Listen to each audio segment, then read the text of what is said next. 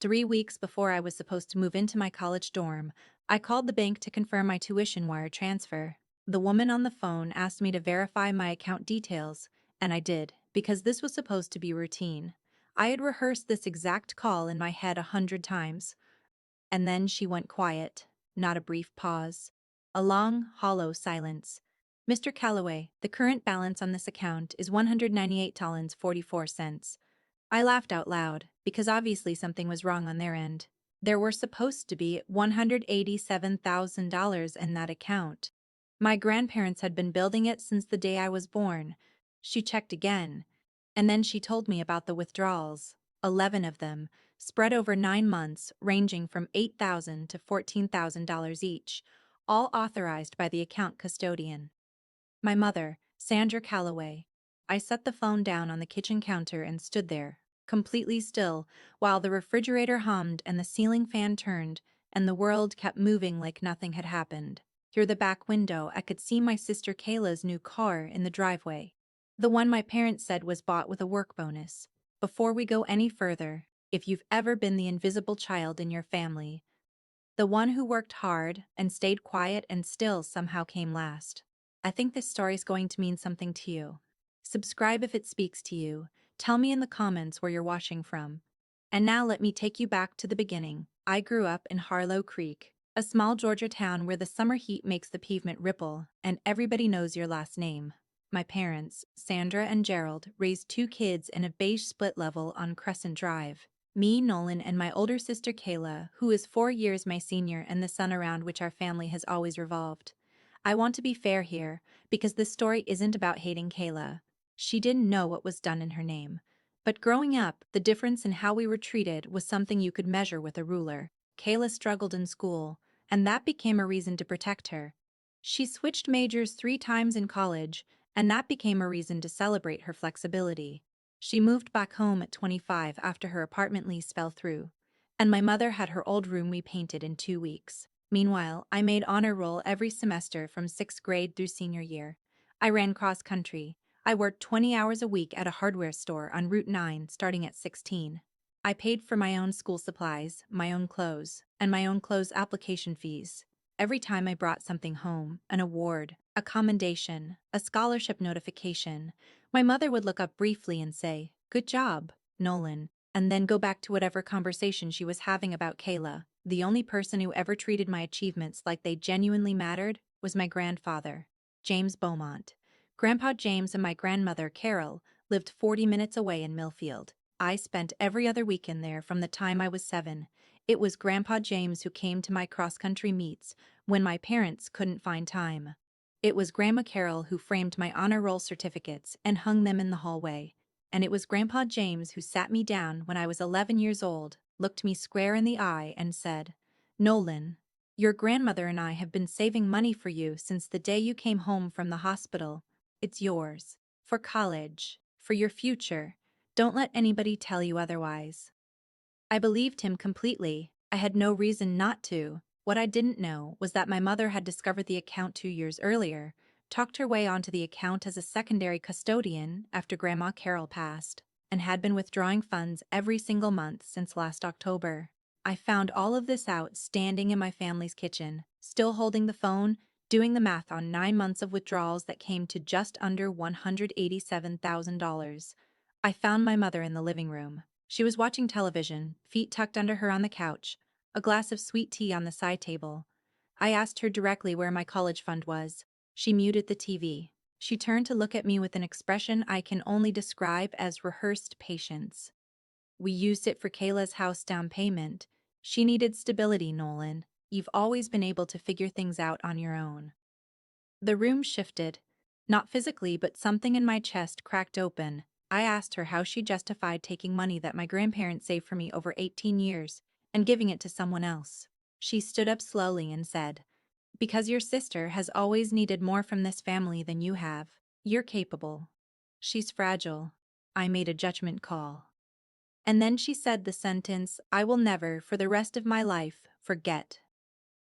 "Kayla has always been the one who actually mattered in this emergency. You've always been fine."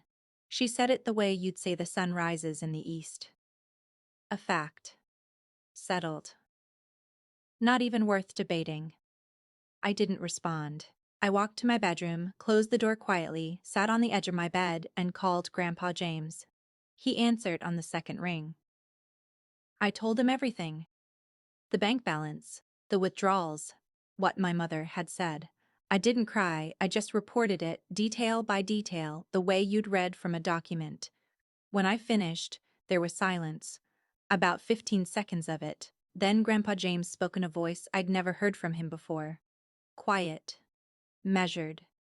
Like a man who had already made a decision before the words came out. Nolan, stay where you are. Don't confront anyone else tonight. I'm calling Franklin Webb first thing tomorrow morning. Franklin Webb was the most respected estate and family law attorney in our county.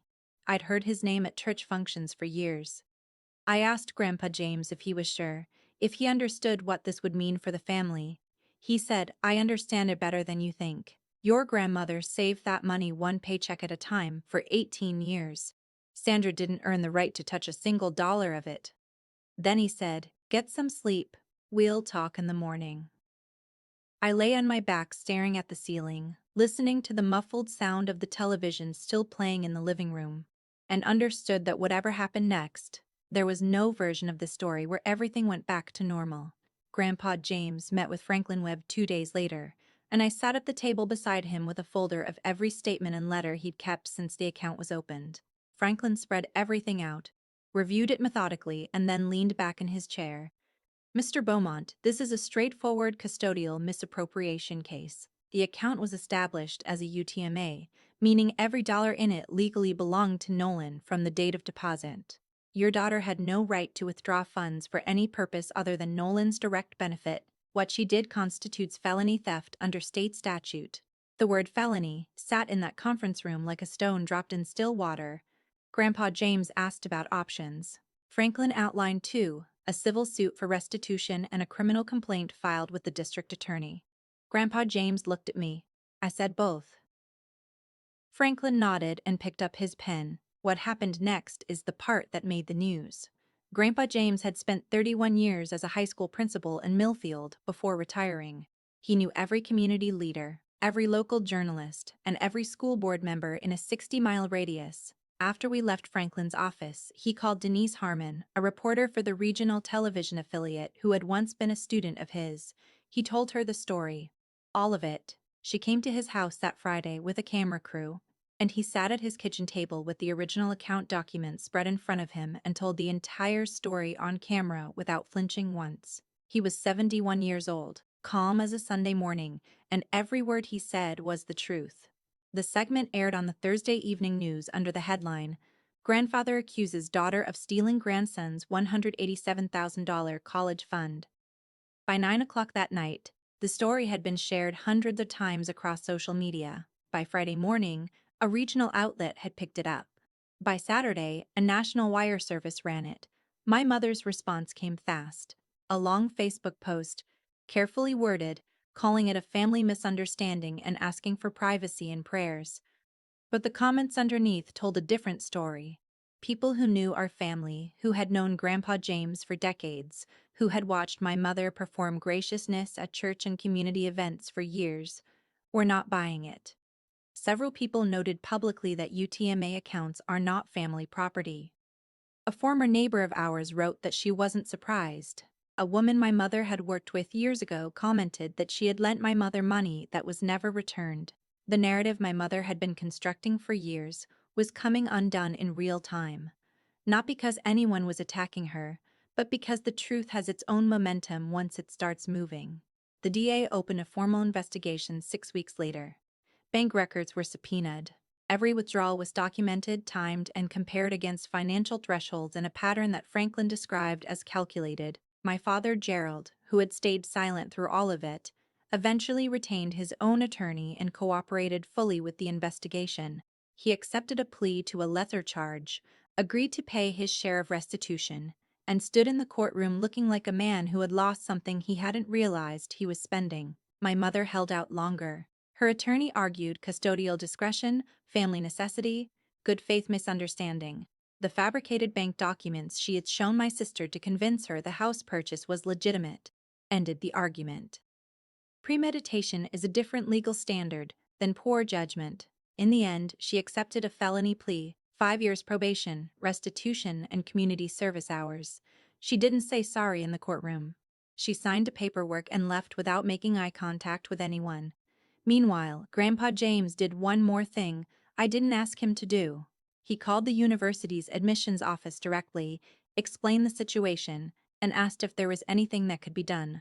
The university's scholarship committee reviewed my academic record and awarded me a full 4-year merit scholarship within 2 weeks of the story breaking. A teacher from my high school started a fundraiser that reached $64,000 in 3 days.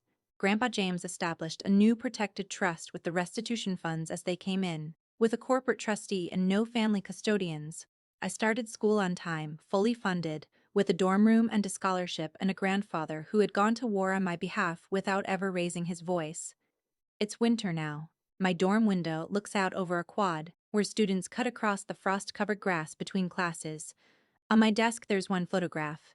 Grandpa James and me at my high school graduation. Him in his gray blazer, me in my cap and gown. Both of us squinting in the afternoon sun. I call him every Sunday at 6. He always picks up before the second ring. He told me last week his garden is dormant for the season, but he's already planning the spring beds. I told him I'd come help in April. He said he'd believe it when he saw it. I'm not telling you this story for sympathy. I'm telling it because I spent 18 years being the easy one, the self-sufficient one, the one who didn't need anything and therefore wasn't given anything. I believed that staying quiet was a form of strength. I was wrong. Staying quiet was permission. When I stopped giving permission, everything changed. If you're sitting somewhere right now, the overlooked one, the capable one, the one who keeps the peace at the cost of your own peace, I want you to hear this. You are worth standing up for, even when the person you're standing up against shares your last name.